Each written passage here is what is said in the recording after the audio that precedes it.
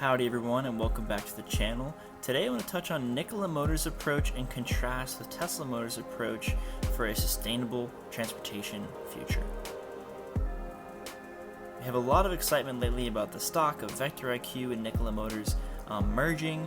A lot of my friends are asking about the stock. Is this going to take out Tesla? Is Tesla done after this? I'm going to dive into some details of hydrogen fuel cell cars versus electric cars. I've seen a lot of investors lately stoked about Vtiq and Nikola Motors merging to IPO, and everyone's like, yo, it's the next Tesla. They're gonna kill Tesla. Tesla's done. But I just want to break down why, from a physics perspective, fundamentally, hydrogen fuel cells are just not in it for the long run. So let's first start out with electric cars, kind of like power story.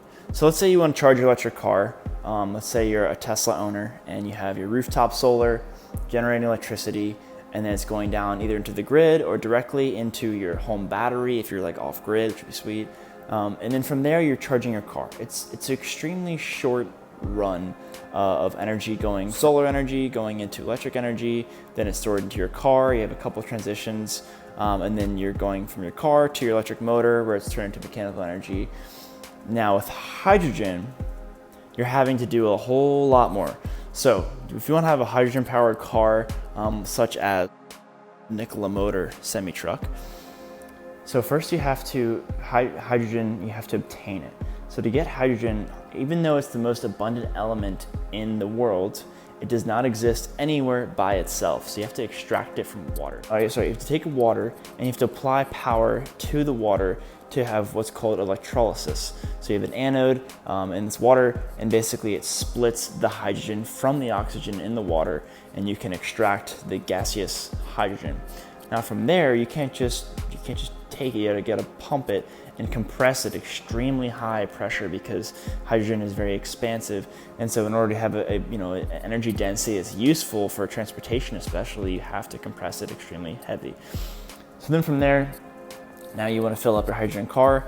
You have to ship this to stations, because we're going to be driving around. We need these stations everywhere, which they don't really exist everywhere yet at all. But so now you have to so you're taking your electricity, you're splitting the hydrogen from the oxygen, you have the hydrogen, you're pumping the hydrogen, you have it in tankers, trucks, or pipelines to move it to these different stations.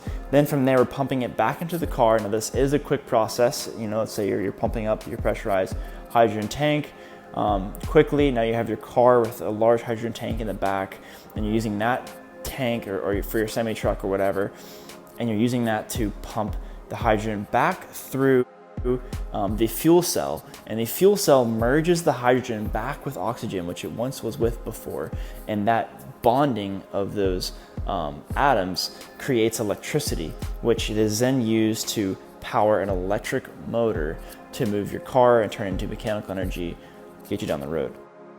Now, there's so much more in that pipeline than an electric car. Now let's talk about it from an infrastructure perspective. Where are you going to fill up your hydrogen fuel cell car?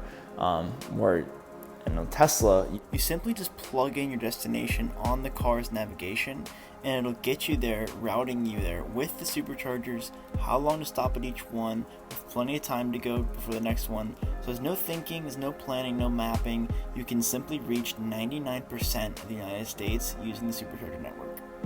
for quite a bit, it was like, hey, electric cars would be cool, but who would build an electric car charging station if there were no cars to use it, and who would buy an electric car if there were no stations to charge it at? So Tesla figured, let's make these cars sweet, let's make them not a compromise to go electric.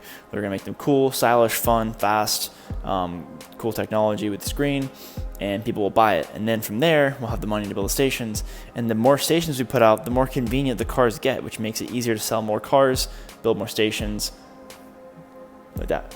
So basically the point of hydrogen, the idea is to use hydrogen as an intermediary energy storage device, taking energy from the grid to get hydrogen, to pump hydrogen, to store in your car, and then to use that to transition back to electricity to drive an electric motor. Yeah, I just wanted to bring up this graph once again because it kind of just shows the path that energy needs to take for both sources of transportation. Now, given on the left, it does not show the grid. It just says solar panel straight to the battery, which isn't really correct. But for the most part, it just shows kind of the complex nature of hydrogen fuel cells and the many obstacles you'd have to overcome for mass adoption. And if you're betting against Tesla, you're gonna have to bet against a whole lot more advantages that they have. And some of those advantages, for example, are the massive self-driving data lead, the talent lead, the lead in hardware with their chip that's 20 times better than NVIDIA's best work. Additionally, their software being the only company to do over-the-air updates. If you're betting against that they're going to be beat against the game that they started, that's ridiculous. You'll see. Go ahead, invest in it if you want to, but I am not. So that's my take. I do encourage more electric car makers. Of course, I'm a fan of that. I'm just not a fan of my friends and colleagues betting on companies that, from a physics perspective, are not going to work out. Anyway, guys, thanks so much for checking in. I will see you next time. Take care.